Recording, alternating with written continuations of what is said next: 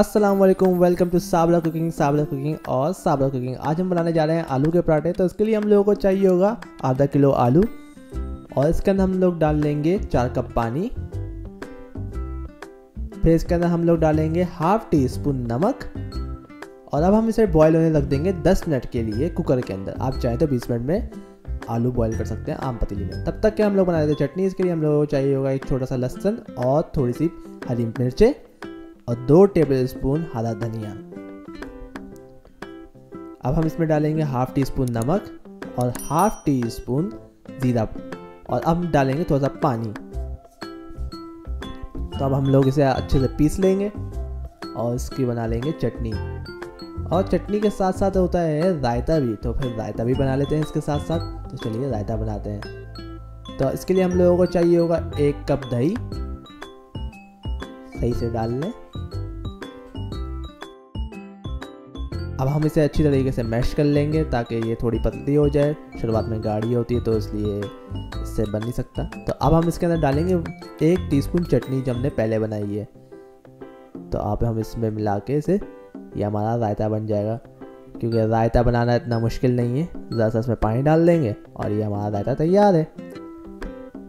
तो अब हम इसे ज़रा सा मिक्स करके रायता हमारा तैयार हो गया।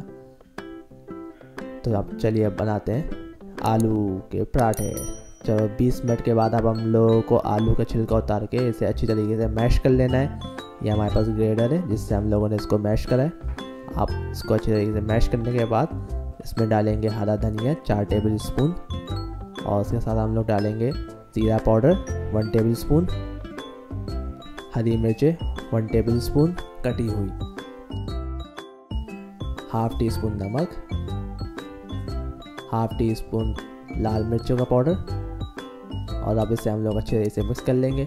अभी भी इसके अंदर एक इंग्रेडिएंट बाकी है जो कि है चाट मसाला।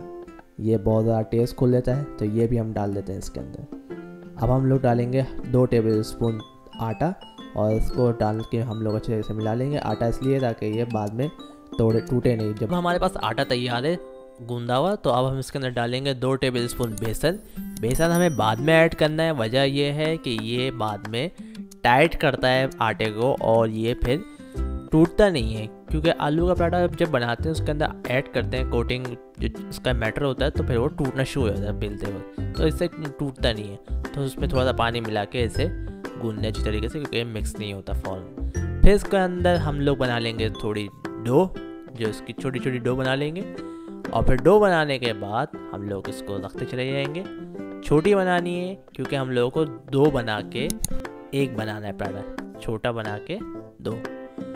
तो फिर अगर आप चाहें तो बड़ी डो बना के उसके अंदर बैटर ऐड करके उसे डायरेक्ट कर सकते हैं, लेकिन जैसा हम लोग दिखा रहे हैं उस हिसाब से आपको ऐसा ही करना है कि 2 से 1 पराठा बनाना है। तो इस तरीके से एक के ऊपर एक रख के अंदर बीच में बैटर रखा आलू का जो कि हम लोगों ने बनाया था पहले।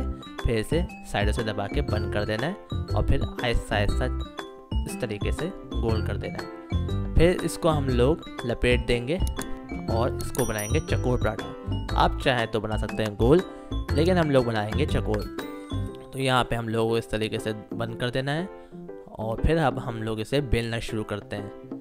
अब हम लोग इस पर थोड़ा सा आटा लगाएंगे और फिर से बेलना शुरू करेंगे ताकि ये अच्छी तरीके से सीधा पतला हो जाए। पतला होगा तभी जाके मज़ा आएगा पराठा खाने में, वरना मोटा पराठा किसी को भी पसंद नहीं आता, चाहे वो आलू वाला ही क्यों ना हो, अच्छा नहीं लगता है। तो इस तरीके से हम लोग इसे बेल के पतला कर लेंगे और इतना पतला करना है कि ये पतला भी हो जाए और टूटे भी नहीं। ज़्यादा पतला कर देंगे तो फिर वो चिपक जाएगा। तो चलिए अब हम लोग इसको तल लेते हैं। तो अब हम लोग तवे के अंदर डाल के पहले से अच्छी तरीके से पीछे से पकाते हैं। फिर इसके बाद पलटें, फिर उधर से नीचे से पकाएं। जब ये दोनों तरफ से पक जाए थोड़ा थोड़ा, तो फिर इसके ऊपर हम लोग तेल डालेंगे। तो अभी हम लोग इसे पकने देते हैं। अभी पक चुका है दोनों साइडों से, तो अब हम लोग इसके अंदर तेल ऐड कर देते हैं। तो आप तेल ऐड करें अपने हिसाब से, जितना आपको चाहिए तेल। आप जितना तेल खाते हैं उस हिसाब से आपको तेल ऐड करना है। फिर अब हम लोग इसको अच्छी तरीके से तल लेंगे। इतना तेल ऐड करना है कि कम से कम ये पराठा बन जाए। इतना भी कम नहीं कर दिएगा कि ये बने नहीं, और इतना ज़्यादा भी नहीं कर दिएगा कि ये पी जाए। तो एक नॉर्मल हिसाब से करना है, फिर उसमें ऊपर नीचे आप कर सकते हैं तेल का हिसाब किताब। तो इस तरीके से हम लोग तल लेंगे और ये आपका मज़ेदार आलू के पराठे चटनी और रायते के साथ तैयार है। अगर आपको वीडियो पसंद आई है तो आप लाइक, सब्सक्राइब और शेयर ज़रूर कर दीजिएगा। प्लीज़ सब्सक्राइब ज़रूर कर दें और कमेंट करके तो लाजमी बताएं कि आपको रेसिपी कैसी लगी, और इंशाल्लाह नई रेसिपी आने वाली है। तब तक के लिए अल्लाह हाफ़िज़।